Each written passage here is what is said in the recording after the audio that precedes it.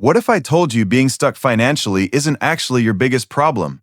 The real danger is that you've gotten used to it. You've made peace with the stress, the quiet anxiety, the way your mind automatically calculates every dollar before you spend it. You've started calling it normal. You've started calling it life. But deep down, you know something isn't right. And today, I'm going to show you the one pattern that keeps people trapped in that exact place, and how to break it. Not someday, not next month. Right now, let me paint you a picture. You wake up in the morning and the first thing you do is grab your phone. You check your bank account. For a second, your stomach tightens. You don't even need to think about it anymore. That feeling is automatic. You tell yourself, next month will be different. You try to do the right things. Maybe you cut back on small expenses. Maybe you skip the coffee, cancel something, try to be more careful. And then the month ends, and nothing really changes. Same numbers. Same stress, same promise that next month will be better. If that sounds familiar, you're not lazy, you're not bad with money. You're stuck in something I call the survival loop. The survival loop is when all your energy goes into putting out fires, bills, unexpected expenses, emergencies. You're constantly reacting. You're constantly trying to stay afloat, but you never get the space to build anything stable.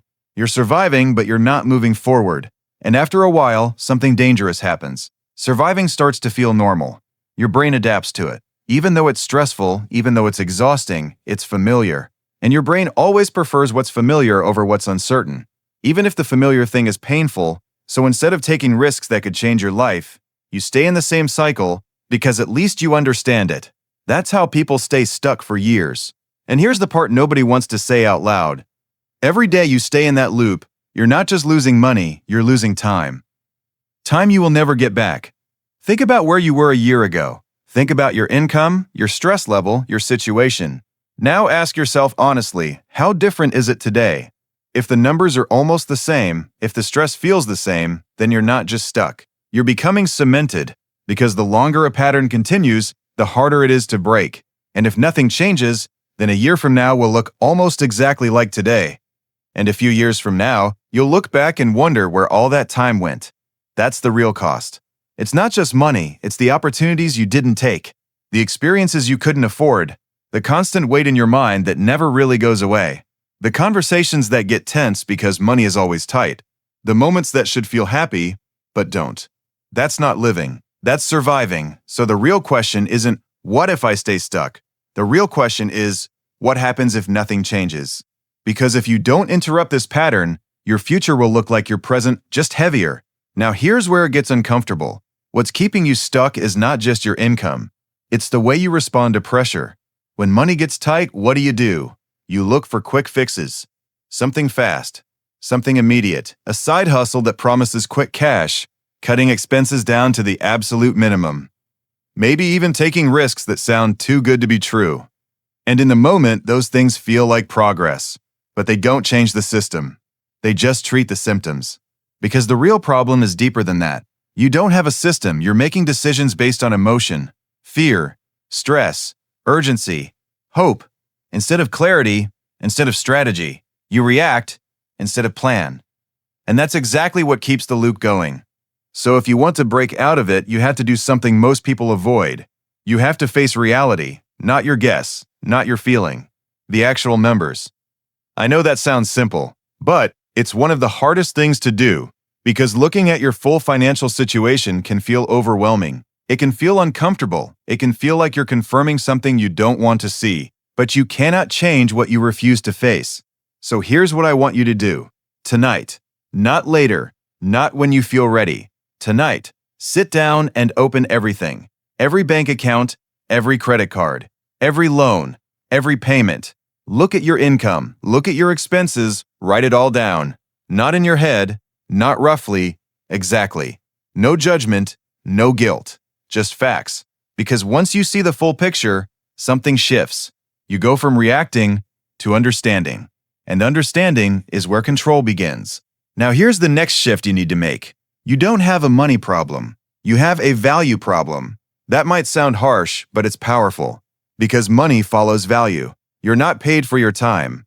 You're paid for the value you create. And right now, if your income isn't growing, it means your value in the market isn't increasing either.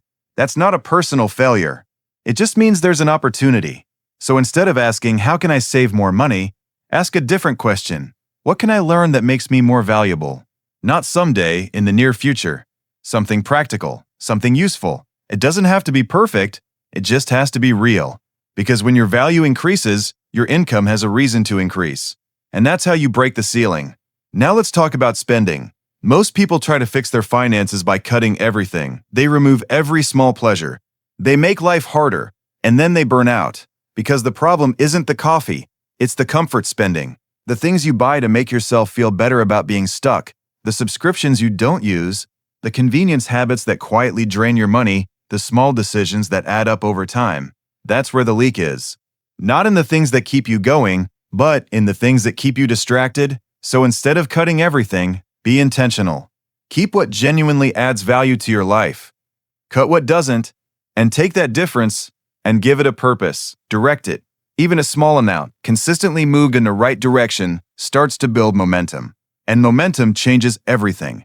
Now here's something important you need to understand. You are going to feel discomfort. There is no path out of this that feels easy, but you have a choice. You can feel the slow, constant discomfort of staying stuck. The background stress, the anxiety, the feeling that nothing is changing, or you can feel the sharp, temporary discomfort of growth, learning something new. Facing your numbers, taking action when you don't feel ready. One discomfort leads to regret. The other leads to freedom. You don't avoid discomfort. You choose which one you live with, and that choice matters more than you think. Because time doesn't wait. Every day you delay, options close. Opportunities pass. Energy fades. The version of your life where you're not constantly worried about money still exists.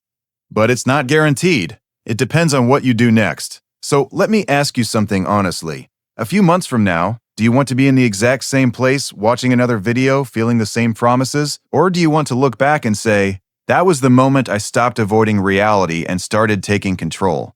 Because it doesn't start with something big. It starts with something simple. Facing the truth. Making one clear decision. Taking one real action. Open your accounts. Look at your numbers. Choose one skill. Cut one unnecessary expense. Move one small amount of money with intention. That's it. You don't need perfection. You need a start. Because once you start, you create movement. And once you create movement, you're no longer stuck. You're building something. And that changes everything.